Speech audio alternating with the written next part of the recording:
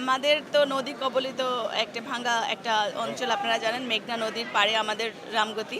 তো সেখানে প্রতি মুহূর্তে আমাদের ওখানে নদী ভাঙ্গন একটা প্রভাব রয়েছে, যেখানে আমাদের মানুষেরা সারাক্ষণ তাদের ঘর বাড়ি ভিটে মাটি কখন শূন্য হয়ে যাবে এবং তাদের একটা সমাজ থেকে তারা অন্য একটা সমাজে চলে যাচ্ছে, যে তারা সামাজিকভাবে অপদস্থ হচ্ছে, তারা অর্থনৈতিকভাবে অপর্যস্ত হচ্ছে।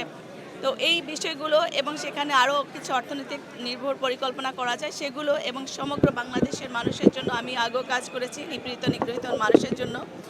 শত শত হাজার হাজার মানুষের পাশে দাঁড়িয়েছিলাম আমাদের বিএনপির পরিবারের এবং বাংলাদেশের জনগণের। তো সেই জায়গা থেকে আমি অবশ্যই সেই কাজগুলো অব্যাহত রাখবো এবং নারী পুরুষ উভয়ের জন্য আমার কাজের প্ল্যান রয়েছে। সেখানে নারীদের যে জায়গায় শূন্যতা রয়েছে, ডিসিশন মেকিংয়ের জায়গাগুলোতে নারীর পজিশন এবং অ্যাক্সেস দুটোই সীমিত, সেটা যেন আমরা প্রতিষ্ঠিত করতে পারি। শিক্ষা নিয়ে আপনার কিছু পরিকল্পনা ছিল? শিক্ষা নিয়ে আমাদের অবশ্যই আমাদের এখন যে এডুকেশন সিস্টেম আপনারা দেখেছেন এর আগে শেখ হাসিনার আমলে আমাদেরকে কিভাবে শিক্ষা বাচ্চাদেরকে মেধা থেকে নষ্ট করেছে, ব্রেন ড্রেন তৈরি করেছে। সেই জায়গায় তারা আলু ভর্তা শিখেছে, বিছানা গোছানো শিখিয়েছে পড়াশোনার বদলে।